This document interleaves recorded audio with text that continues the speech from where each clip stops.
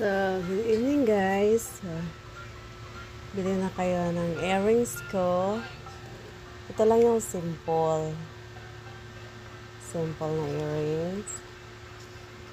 Yan, ito mabigat to. Itong color white. Ayun, sugat-sugat na yung ano. Kasi, ang hirap talaga gumawa nito ng earrings. Lalo na pag malabo ang mata. So, ang mata ko, malabo na. Tapos, yung mga alaga ko pa dito, makulit. So, putol yung pagkako ito. Dito ko 150. Ito 150.